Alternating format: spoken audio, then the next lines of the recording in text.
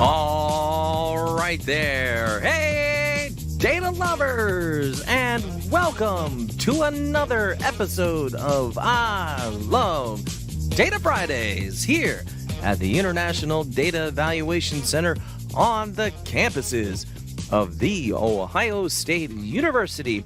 And ladies and gentlemen, this is a special episode of I Love Data Fridays. We are going to be talking about the Reading Recovery Efficacy Follow-Up Study, and this is a study that a lot of our original I3 schools are participating in. That is a follow-up study to the I3 grant and looking at some how reading recovery kids are doing in 3rd and 4th grade.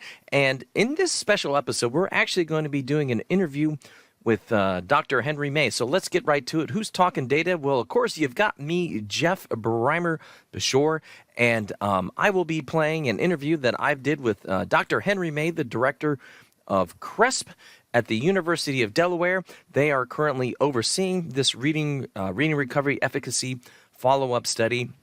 And in this interview, we will be having a discussion about the participating in the study, the participation of the study, and why it is so important.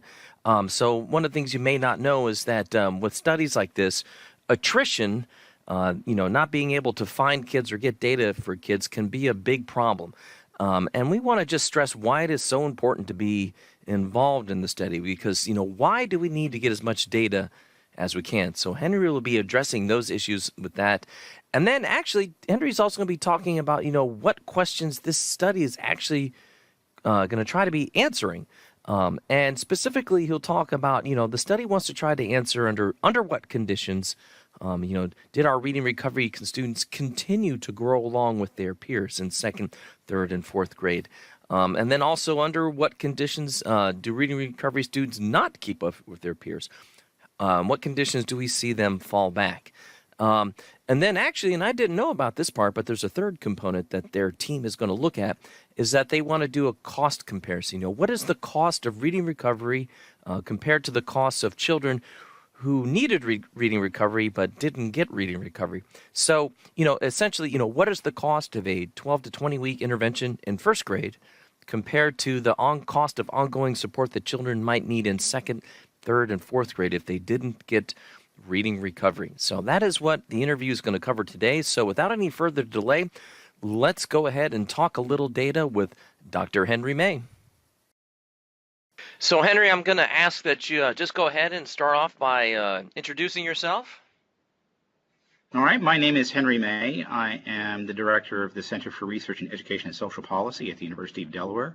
I was the principal investigator for the external evaluation of the Reading Recovery Scale-Up under the I3 project, and I'm now the principal investigator of an IES-funded efficacy follow-up study of reading recovery. Yeah, so if a lot of you who are listening now thinks Henry name sounds familiar, that's why. Henry was part of our original I3 grant, and Henry's side story here. One of the things that I've always kind of liked about watching you talk is your excitement about data and research. I've certainly have attended a few conferences where researchers get up and kind of talk about the data, but your engagement with data is always pretty infectious and everything. So I've always liked that.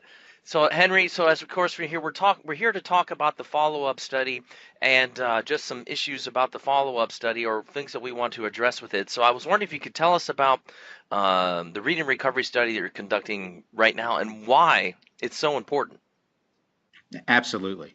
So, many of you remember the I3 study, and that was a big boon for reading recovery because it produced very conclusive evidence of the large impacts of reading recovery on kids as they participate in the program in 1st grade. Now, as part of that project, one of the things that we did was we also executed a research design that allowed us to track kids even after the I3 project ended so that we could establish the sustained effects of reading recovery. One of the big things that critics of reading recovery have complained about over the years is that there's no evidence that the reading recovery intervention in 1st grade, that the effects seen during 1st grade are sustained over time, and that those kids too often slip right back into a level of low performance that's unacceptable, and they claim that basically the investment in reading recovery in 1st grade ended up being wasted, and they would advocate for other interventions instead. And so one of the things that we did after the I3 project ended was we went after another grant to collect additional data on the performance of the kids who were in the I3 study years later as they enter third and fourth grade. And so we're looking at 4 different cohorts of kids from the I3 study with funding from the Institute of Education Sciences on an efficacy follow-up study. Mm-hmm. And this study is particularly important because even though the I3 study produced conclusive evidence of the short-term impacts of reading recovery, it produced really no evidence of its sustained effects.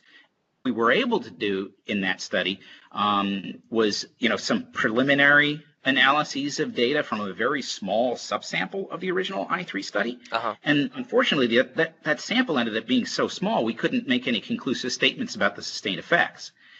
And of course, there are folks out there who are critical of reading recovery that took that as a statement that, well, there's no sustained effects of reading recovery. Right. And so we've sort of been struggling with this. No, you guys are interpreting it wrong. We don't have enough data yet to say if there's a sustained effect of reading recovery.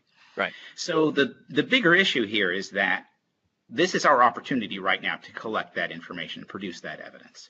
And realizing that it's difficult to, go back and look at the historical data for these kids, it takes a lot of effort to dig up kids' test scores on the state assessments in third and fourth grade, given that they might have been in third and fourth grade 2 or 3 years ago. And we're finding that, the number of schools and teachers and teacher leaders that have been able to track down these data is not nearly what we were hoping for. Right. And so, we're sort of at a precipice now where we're going to be collecting data on a 4th cohort of kids, the kids that were most recently in 3rd and 4th grades. And we're hoping that our participation rates and our response rates are going to be a lot higher. What we don't want to happen is at the end of this efficacy follow-up study, which was primarily intended to produce evidence of whether or not and to what degree the effects of reading recovery are sustained through 3rd grade, if it ends up that, or the sample that we're ending up able to achieve is so small, we end up with the same sort of conclusions that, hey, we don't have enough data. Then again, you're going to see critics of reading recovery grabbing that and saying, well, there's no evidence of sustained effects and nobody should be using this program. So we're at this sort of moment where we've really got to get this right. We've got to get our response rates up, and we've got to get that evidence so that we can make some conclusive statements about how, to what degree, and where the effects of reading recovery are sustained. Okay. So you and I were talking a little bit beforehand, and I actually didn't have any idea about that study was actually going to focus on cost as well. So I was wondering what you could tell us, what what about costs, and not, as we say, people often claim that reading recovery is expensive. Is this study going to address that? Yeah, actually. So in addition to looking at the sustained effects of reading recovery through 3rd grade, we're also looking at, for the comparison group of kids, those kids that never got reading recovery, what interventions did they get in 2nd and 3rd grade? And what were the costs of those interventions? Oh. And so it's not just a matter, we know what interventions they got in 1st grade while they were in the study. We collected that data as part of I3. Yeah. But we didn't follow them through 2nd and 3rd grade. And so being able to look at that and knowing what interventions they got, we can basically look at the relative cost of reading recovery in 1st grade and the potential sustained effects of reading recovery through 3rd grade, and compare that to the cost of intervening with the comparison students over the course of 1st through 3rd grade. Oh. And so, some people might say, hey, reading recovery is really, really expensive. But the thing is that if it produces huge effects in 1st grade and those effects are sustained, reading recovery might end up being less expensive than the cost of continued intervention in every single grade for a kid who was underperforming and never got reading recovery. Yeah. So in that sense, this is again, it's going to target those 2 primary points of criticism that people who are critics of reading recovery keep touting, that it's too expensive and that there's no evidence that it produces sustained effects. This is our biggest and best chance yet to collect evidence of that in a rigorous research design. So we'll be able to address issues of claims that the effects aren't sustained. We'll be able to actually tell you, to what degree and where and under what circumstances those effects are sustained. And secondly, the relative cost of intervening with kids that don't get reading recovery. I think the other thing to really recognize here is that the theory of action behind this study posits that it's not enough to get reading recovery in first grade and then, forget about the kid in second and third grade and they'll be fine. Right. The theory is that a school's got to be continuously monitoring a kid who was in reading recovery. They're obviously they're placed at risk for difficulty in learning to read. And it's not like those risks just go away when they're in second and third grade. Right. It's that they've got to be continually monitored, and they may require additional intervention in second and third grade, but in all likelihood, not nearly as intensive as the intervention that they would have needed had they not got reading recovery to begin with. Yeah. And so being able to track all of this, we'll be able to say something about, are the effects sustained? How much did it cost? And what kind of intervention was necessary, typically, in second and third grade to make sure that those effects that were seen in first grade, that those effects didn't go away? Okay, I like that. So, I mean, really, we're trying to produce a nice little, like a little roadmap to success. I mean, and I think, and it also sounds like the goal here is to produce something that is, like, at the end of the day, will be very practically usable. Yeah, I mean, like with the original I3 grant, I think I made the joke a couple weeks ago when we talked about this that the cross case analysis, people have been sort of reading that like the Bible, so to speak, of like, it's provided some good insight onto what's happening at the different sort of implementation types at reading recovery schools. And I've even done my own little follow-up work showing, we sort of actually did our own little follow-up data collection on that and had people sort of rate their schools and found like what the effects were at different school levels.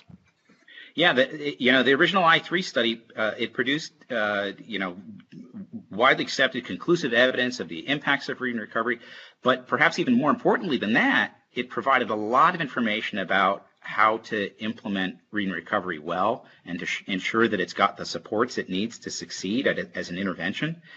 And so that said, the broader impact of that study, it not just helped to establish that reading recovery works, it also helped to establish what the school and the teachers need to do to ensure that reading recovery works to its maximum potential. Right. So I like this idea of looking at the cost.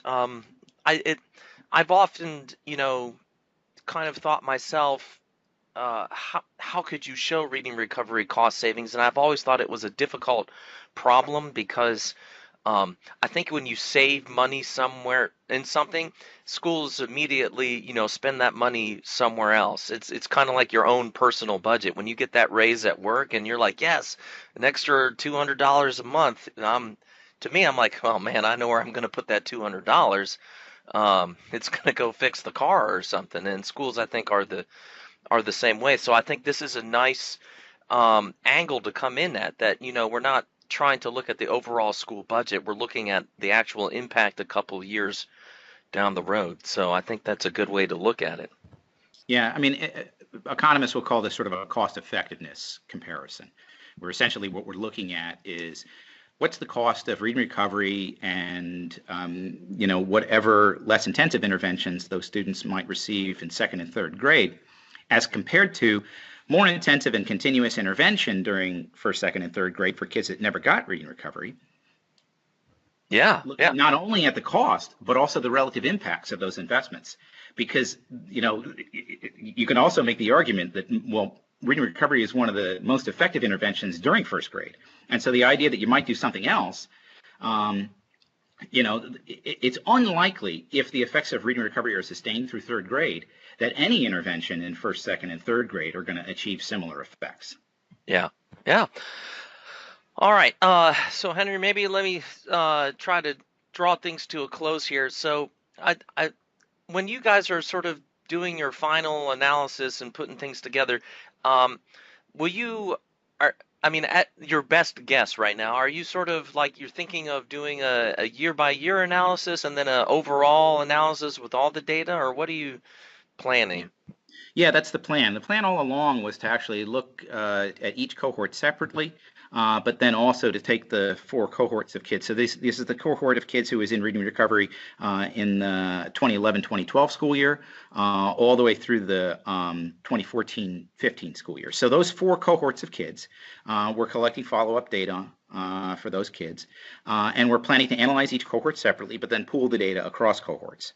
The problem that we've had thus far is that our response rates in terms of teachers collecting information about the interventions that kids in both reading recovery and our comparison kids received in prior years, that those response rates are not as high as we would like, and that the participation rate of schools in terms of getting historical data on state tests, that those rates have not been as high as we would like.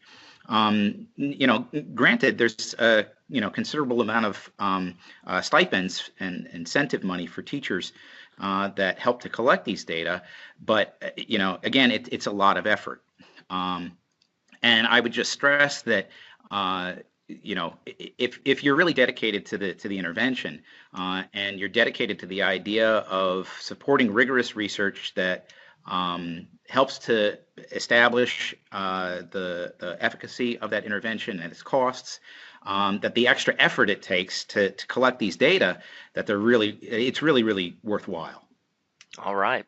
Well, good. All right, Henry, I think we've got a good bit of information here. I want to say thank you for taking some time out of your busy schedule to talk to us about the data. I think, as I said earlier, it's always, at times, I think when people are involved with research, they don't know about the people or the humans behind the research, and it's just important, I think, to hear, what the people behind the research are doing. So thank you for your time. Absolutely, my pleasure. All right. Thank you, Jeff. Yep. All right, ladies and gentlemen, well, there is our interview with Dr. Henry May, one of the principal investigators with the Reading Recovery Efficacy Follow-Up Study. I hope this was a very informative interview. I think a lot of times when we think about research, we don't ever think about the people behind the research who are doing this and why they're doing this and why participation is so important in that research. Like I said, attrition can be a big problem in research like this. So I'm going to switch slides here. Oh, and if you have any questions about the research, please don't hesitate to send questions to the IDEC Help Desk at helpdesk@idecweb.us.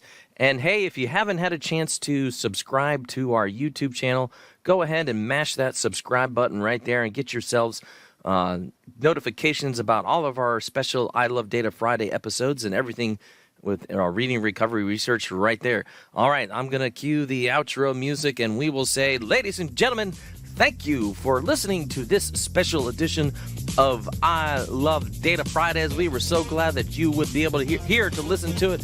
And hey, we will talk, come on slides, hey, we will talk data to you later.